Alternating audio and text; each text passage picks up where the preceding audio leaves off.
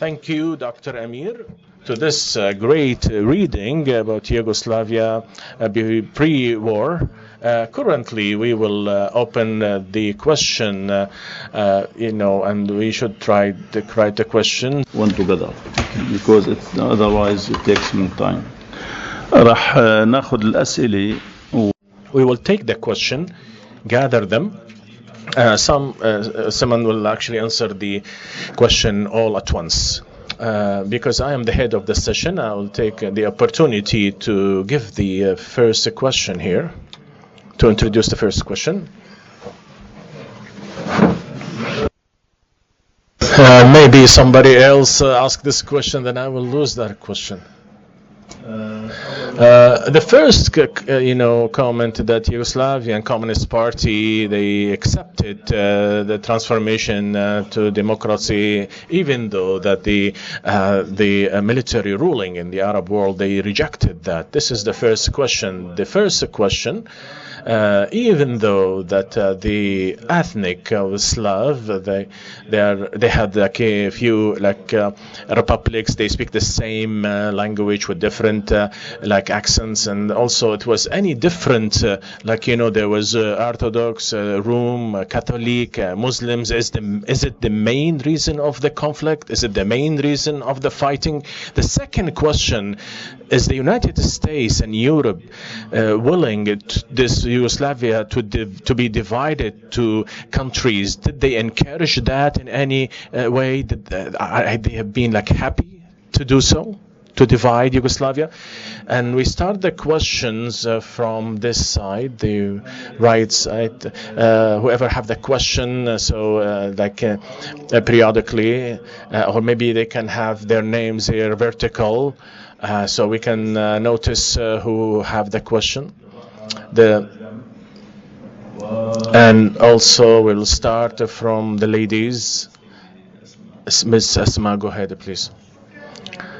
Thank you, Doctor. We heard and listened in a big concern to the rally of the Bosnia people of Yugoslavia, and how they came to this point, in the 90s, in the past century. Today, we are in different era, dynamically, as different, incidents is different. Everything is going so fast, and we are in the crisis as Syrians. And more than 14 years so far, we are suffering from this, crisis. And also there is a good chance, good luck for the Bosnia and the people of Bosnia, because there is European geography. But we are in Syria. There are about 4 regional countries physically are inside Syria and supporting the armed groups. My question, it's an academic and diplomatic, and you are following the Syrian, issue. In your opinion, are we failed to deal with as oppositions? Do we have to follow or use new methods, new ways? We are using now, in a classic or old, system, or we need a new system? Yes, Ms. Dr. Nabil Marzouk, go ahead. Good morning once again. Let's the questions directly, please, because we have only 15 minutes. Very simple questions, but it's you mean, yes, your questions. Yes, I agree with you. The question is there a possible democratic transformation or transition from the authoritarian authority to a democratic authority without anything, without any public participations and civil society power? What is the role of civil society and the grassroots and the changes, in your opinion, of what's happened? Yes, Dr. Nabil. Ms. Ruba Haboush, go ahead, please. Thank you, Dr. Amir, about this great information. My first question, you said that the country, they, postponed the democratic, system when especially in Central Europe. If they were like faster to go democracy in Yugoslavia, do you think that they might avoid the war? Maybe I will, talk about Syria. If the country is trying to have a democratic transitions, and then the name of the democracy transitions in the bigger of the revolution, is that what might avoid the war and what we are having today, especially like the ethnic in Syria, because of in Syria, so many ethnic groups, more than what you have in former Yugoslavia, and the Clinton said enough is enough, and he had elections. Maybe he was honest as a president of United States. He's representing United States and doing his mission as a president to the U.S. and not a personal. He was honest with you, because we have lots of military support on reality ground to armed group, and we have that. They have weapons, but we have kind of divisions. We don't know how to deal with it, like isolations, divisions. The oppositions, even northeast Syria, they have some isolation issues and objectives. There is no federalism, there is no isolation, no division. We hope to have a democratic transition from the beginning, and there is a difference between our experience and your experience. Thank you, Rupa. Dr. Ala, also, yes, go ahead, Dr. Ala. Dr. Amir, actually, yes, Dr. Amir indicated that. Yes, Doc. I have 10 minutes just to answer 10 questions. Now, Ala, go ahead, please. Yes, Dr. Amir talked about the incidents in the shadow of, the end of the, and the lack of, the role of the Soviet Union. Is this incident that the international, in these two things, that is it proxy or they open the road like we see a paradigm what's happening in Syria? Is the story started from there, or maybe it's not going to be like the Third World War with the nuclear weapons? What is happening? That is what I would like to know. Yes, thank you, Dr. Ala. Thank you. And my question, yes, Munir al-Fakir. My name is Munir al-Fakir. My question was, I go back a little bit, beginning of the Bosnia War, and what are the social submissions of this conflict? As Dr. Samir mentioned, is there any nationalism, situation? And it's illogic that this bloody war doesn't have any social, impact. There wasn't any discussions, deliberations, negotiations. Otherwise, is there there are many reasons, maybe sometimes there is many things on reality ground started or begin from for decades. It's impossible to have this bloody war for no reason. Yes, thank you, Ms. Rada. Go ahead. Yes, if you ask, please put your name down. Yes, I would like to ask the role of United States. Why the United States never interfered directly in the Bosnian War, just like what they did in Kosovo and what they did in Macedonia? So they stopped the war. Also, the role of Russia in this war, and also their relations with Serbia. Is the role of Russia, also, that's why United States interfered because of Russia? Thank you, Mr. Smith. Do you have a question? محمد لأنه فكرت تبع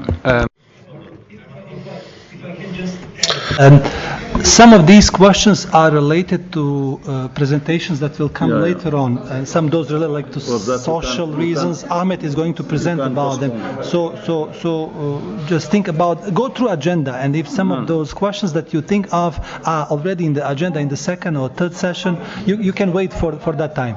That's my proposal. تفضل. Just I have. تحدثتم عن You have talked about the origin and the causes of the conflict in Bosnia and Herzegovina and in Yugoslavia in general. And you mentioned that it was ethnical and it was based on ethnicities. But is it an ideological conflict or it is not? In Bosnia and Herzegovina in particular, and in general, and in Yugoslavia in particular. This is Absiya Asmesam from Al-Arabi Al-Jadid. I would like to ask about the international response to the conflict. How much of an impact there was on like putting an end to the conflict, or everything was based on the international community's will? And what is the percentage like from inside Bosnia and Herzegovina, like on the internal level, and the international community will? I hope the question makes sense. Thank you very much. Absi Yasser. Thank you. My question is about your experience with the Arab fighters. How was the experience? How did you evaluate that? Who allowed them to come into the battleground? How did they move to different countries, etc., etc.? The last question. My question is about the foreign support. When we talk about support based on a religious level from most countries, for example, France was extraordinary. They supported the Orthodox Serbs rather than the Catholic Croatians. So to what extent this support that was coming from Islamic countries and other countries contribute to the extension or prolonging the war until the Dayton agreement? Maybe this question will be answered in the next session, perhaps. So if you like, we can talk about it later. Thank you for those many questions indeed. Perhaps some of the questions will be answered in the following session or sessions. So about 20 questions in just 10 minutes. What a challenge. Now you have 10 minutes to answer all these questions. And session is okay, you can postpone it, and you can answer together. Combine them, yeah. Well, first of all, thank you very much for your questions. They are all great, and these questions are for the whole day. Yes. We can talk about them the whole day. Or we can meet tomorrow morning. We can meet again, yeah. I don't know where to start. Okay, let me go from the first one. So Yugoslavia and the Communist Party.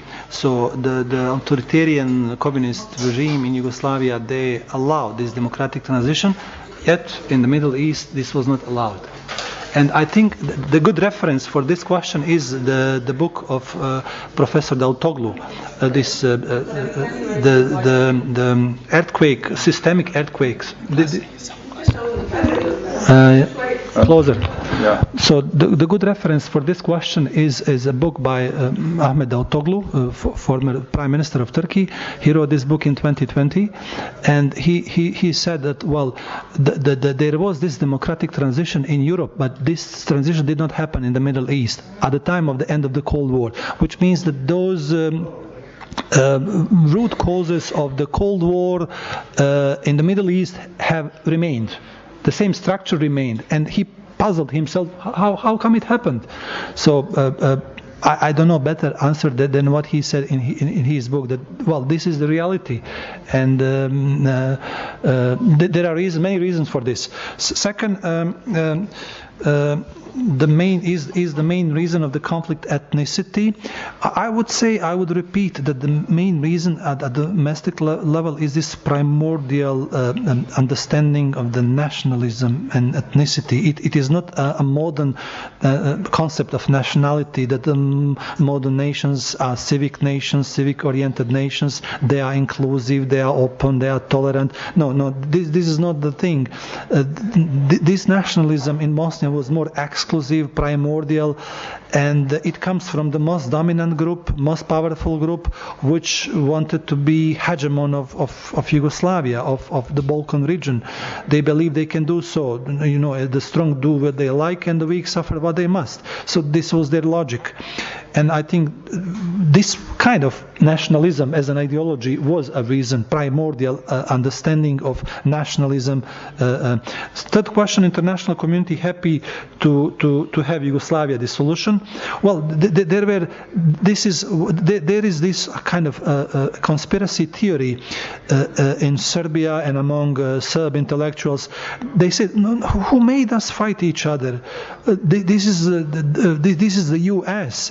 We were always friendly. We like each other. We love each other. Why did we fight? This war was imposed on us from outside. This is their kind of rationality. Now this is what they are saying, and I don't think we Bosnians buy this. Well, I think CIA had their reports in mid-70s. They already analyzed that Yugoslavia can break up. There are all elements that this country, this federal state, can easily break up. They made this assessment, and they just observed what was going on. They did not. I don't think they made any contribution to the dissolution of Yugoslavia. I just remind you that the EU promised Yugoslavian authorities, will give you an associate agreement. You'll soon join the EU. Just stay as a single state. The official U.S. foreign policy till the international recognitions was like Yugoslavia should stay as a single country. That was their official position. So they did not I would say made anything to make us dissolve and to make us fight each other. Fourth question. 1990s today, different, 1990s and today, well, these are two different worlds. That was a unipolar moment, and now we are living a kind of transition from unipolarity to multipolarity, and this is really different, and this is very reflective to us in Bosnia, and this is my third session, and I will talk to you about peace building experience, peace building challenges. I will tell you about success stories in a peace building when the world was unipolar, and I will share with you all these challenges and problems that we are facing today because of this multipolarity. Multipolar world is more hostile world, it's a more anarchic world, and unfortunately we all can witness today that it is really an anarchic world. So there is a huge difference, and it is being reflective in Eastern Europe with the war in Ukraine, in Georgia, in Balkan. It's boiling. Balkan is boiling as well. In the Palestine, with Taiwan. I mean, here, there, and everywhere. Next question from the authority to democracy, civil society role for the transition. I would say that the civil society was weak. Yeah, this is one of the preconditions for the successful democratic transition. So I would say, yes, we did not have any civil society, strong civil society at the time of democratic elections. We did have only political parties which competed for power, but the civil society, I mean, they were weak because we just came out from a communism. So civil society was, I mean, you have organizations, civil society organizations, but they were under a communist umbrella and they only delivered this ideology. So yeah, that is an important point, and maybe one of the reasons why democratic transition in Yugoslavia has failed is this. But I would add one more very important reason. I said there were elections in republics in Slovenia, in Croatia, in Bosnia, but unlike this democratic transition in these three republics, Slobodan Milošević, as a Serbian leader, he did not accept democratic transition. He actually imposed change. There was this communist party competition within Serbia. So he has his political father. He has defeated him, he has cheated him, and then defeated him, and eventually he has killed him. His political father, So and then he also imposed a political change in Montenegro, in Kosovo and Vojvodina. So he orchestrated a mass protest against current governments in Montenegro, in Vojvodina and Kosovo, and he wanted to do the same in Bosnia, Slovenia and Croatia, and he failed there, but he was successful in Montenegro, Vojvodina and Kosovo. So he replaced the ruling regime by mass demonstration of Serbs. There were no elections. On the other side, there were elections in Bosnia and Croatia and Slovenia, and they were the change of the government was through democratic means. U.S. President, this was. Okay, maybe this is an important question. Iran and Saudi Arabia, and generally support from the Muslim majorities, was it good for us or not? Let me tell you one very important difference between Bosnia and Syria. We had a legitimate government internationally recognized by the United Nations, and we were the party, we were member of the United Nations, and this membership was international, and we have a legitimate government throughout the world. Even though we controlled at one point only 27% of the territory, still this was the only legitimate government. And when Muslim majority states helped Bosnia, provided assistance, sent weapons, they did not send weapons to some different parties within Bosnia. They sent these weapons to legitimate government. So Iranians, Saudis supported one side within the country, unlike Syria, where different external parties supported different internal actors. So this is very important difference between Bosnia, case of Bosnia and case of Syria. So I think this is an important point I would like to highlight. So I would argue, well, it was very good that they helped us. Without this help, I would say we would not be able to survive. Well, we were able to fight another day only because we have had this support. We had this support at the international level, diplomatic level, economic level, and the military level. I mean, how otherwise we were able to survive without this help? So this is what brought us. But there was UN embargo, which was affecting us more than the Bosnia, more than the other part. Right. So I think it was important. International response in World War III. I don't know if I understood this correct. World War III today, probably the question. After the Cold War, well, I mean, this transition from bipolar to unipolar was peaceful. I mean, there was the solution of USSR. I mean, there was the Berlin Wall. We just spoke about how Berlin Wall has collapsed, how Germany has been reunified, how those Central and Eastern European countries become more democratic. They joined EU, they joined NATO, and all that was peaceful. But now, as the world is moving from unipolarity to multipolarity, Russia is not happy with this expansion of liberal, institutional, and rules-based order. It's not happy with the expansion of NATO, and they said, stop, enough. We don't allow Georgia, we don't allow Ukraine to join. This is our immediate neighborhood. This is our sphere of influence. We will not allow this. NATO pursued, and there is a conflict. So we are living in a transition, international transition, from a unipolarity to multipolarity, and we still have no idea where do we end, how this world will look like, how different this world will be. And there is a crisis of liberal democracy. In 17 years already, we have a declining of liberal democracy internationally. Each and every measure by Freedom House, every next year, there is a less number of liberal democracies in the world. You have the factor Trump, you have right-wing political parties in the Europe, in the EU. So this is a crisis of democracy too. So what would happen? It's really a big question mark. Nationalism, hatred. Well, this is a good question. You know, I lived in northern part of Bosnia, and this is like very multi-ethnic, multinational, multi-religious city, and my neighbors were Serbs and Croats, and we were really friendly. We actually never knew. I never thought like, he's Serb, he's Croat. I don't even know. Only later I become aware of this. So, and when it happens that your first neighbor comes to your house, rape your wife, take your properties, and kill you, you don't understand. This is irrational. It is illogical behavior, and you are trying to understand what's going on, why this is happening. And then you see, they say, revenge. You are Turks. You are not Bosnians. You are like when they want to call us in a bad name, they consider us as Turks.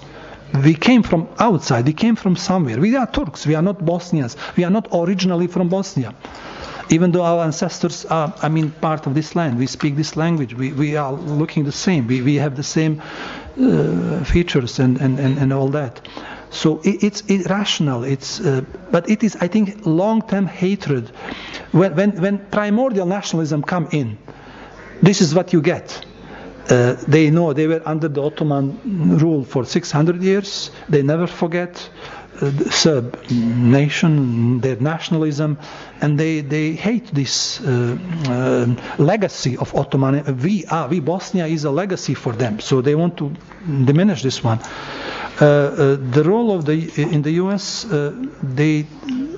Somebody said the U.S. did not intervene as they intervened in Kosovo.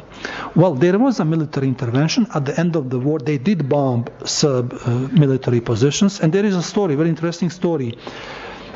So when I will speak about Dayton Peace Agreement, I will speak about pre-negotiation phase. It's very important phase. What was going on? So one little illustration. There was a meeting in one of the hotels in Istanbul. There was our late President Ali Izetbegovic, there was our ambassador, there was our foreign minister, and there was Richard Holbrooke, a negotiator from the US. And Holbrooke was pushing Ali Izetbegovic in this pre-negotiation phase to accept the name Republika Srpska, which is one of two entities which constitute today Bosnia and Herzegovina. And Ali Izetbegovic, no, I cannot accept this Republika Srpska. It's too Serb, let's have something neutral, let's have something more civic-oriented. No. And he was pushing him and pushing him and pushing him, and Ali did not accept 1, 2, 3, 4, 7 times. And then eventually, Holbrooke was very smart, and he was robust diplomat. He said, well, we'll bomb the Serb, and you'll get better position. So there will be a military intervention favoring your side, but you have to accept this one. It is like a formula for a peace. There must be two entities. One of them has to be called Republika Srpska. And then somehow Ali Izetbegovic accepted. And a few days later, there were the Americans. They bombed Serb positions, and this is when we, from defensive, we became more offensive, and this is when we have been able to liberate almost half of the country. Till then, we controlled only 30% of the land. And after this military intervention from the US, we were able to control 55% of the land. And then Americans stopped us. They said, okay, enough. Because this formula, 51-49%, is the pre-negotiation formula for the settlement. You cannot liberate the whole country. It must be divided. It must be kind of federation between Bosnians, Serbs, and Croats. So there was an intervention, even though it was a short intervention. Intervention of the US in Kosovo was much longer. Why did they intervene in Kosovo sooner? Because they learned the lesson. Yeah, they learned the lesson in Bosnia, and they intervened sooner. And the consolidation of democracy already happened, so there was no any other chance. They wanted to consolidate now the Southeast Europe. After Bosnia, they wanted to have a military base there. The largest military base of the U.S. today in the Balkan region is in Kosovo and Albania. This was their prime target. They did this intentionally. Yes, there were these reasons to prevent the genocide, which happened in Bosnia already, but they also have their national interest to intervene, to put their foot on Kosovo. Arab fighting in Bosnia, this is a very good question. So we have so many Arabs, and Muslims, not only Arabs, from Pakistan, from other Muslim majority states coming to Bosnia, and there was one brigade, whole brigade. We try to control them as much as we can, but it was not that easy, it was not that possible. But there was one brigade, Al Mujahideen, where these fighters were, and they had to accept the military command of our Bosnian army. Most of them did accept, some of them never accept, but there was a lot of intelligence infiltration within these groups. Some of them were spies, some of them were terrorists, some of them were, different agendas, some of them were radicals, some of them, were against Bosnian secular state, because our late Ali Izetbegovic, he never wanted to establish an Islamic state, he wanted to have a Bosnian democracy. So for them it was, that was. Well, they always ask, but maybe up to 2,000. I mean, if you ask altogether, if you ask Serbs also, they would say 20, 30,000. But I don't think more than 2,000 ever. No, it's 3,000. Sorry. It's 3,000.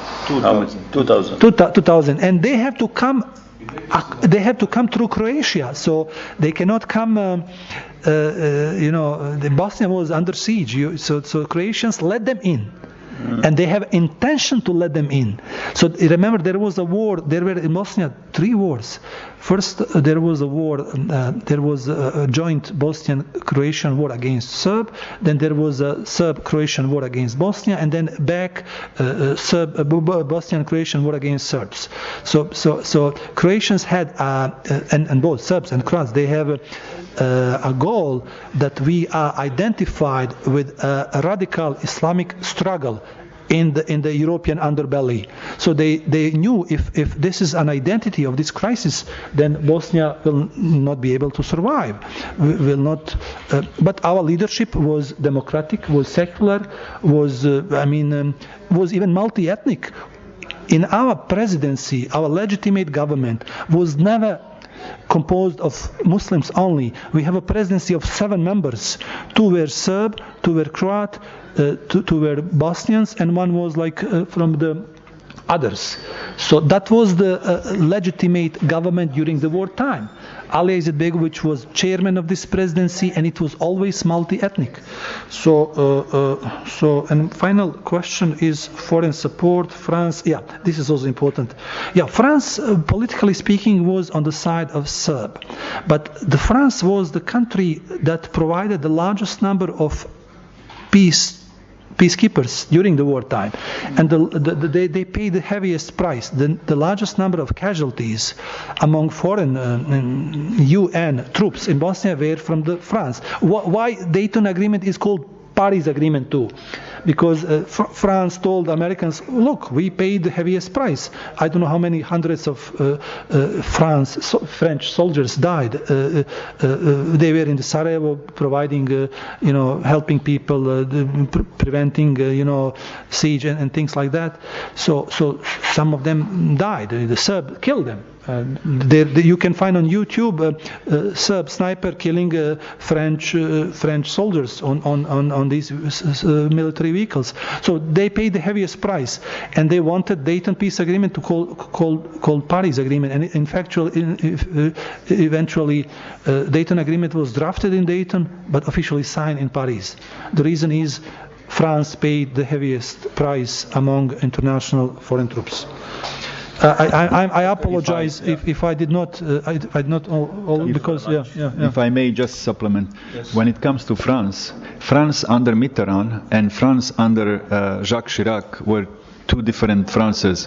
Jacques Chirac wanted to bomb Serbs at one point before everybody was ready. True. So.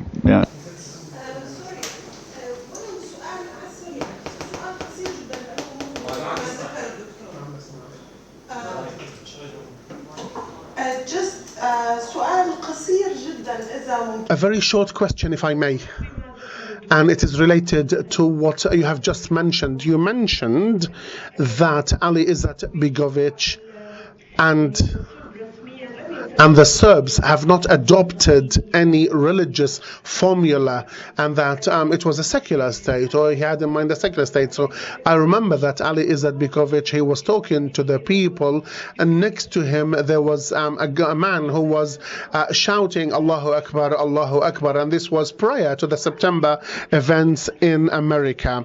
So the formal discourse now, has it changed in Bosnia from when it was in the 90s? Is it now a different discourse? So sometime, our late president, he was like going from place to place. He was like visiting different military groups. So when you have this Allahu Akbar shouting behind him, this is when he visited actually some of those Arab militias. There was this Al-Mujahid brigade, which was subordinated to the Bosnian army. So of course they would say Allahu Akbar. And this was also some other Bosnian Muslim brigades also were having this kind of to mobilize, to increase the spirit for the fight, to scare the Serbs, and this was occasionally used as well. So your question is it no, I don't think so. This is, now Bosnian army, I will speak about this in the third session. Now Bosnian army has three major components. There is a Serb, Croat, and Bosnian Muslim component, and this is a single army. So you have three components that used to fight each other. Now they are in a single defense structure of Bosnia. There is a single Ministry of Defense. There is a single chain of command. And those generals, they used to fight each other. Now they share their office. And of course you don't have Allahu Akbar. It's not.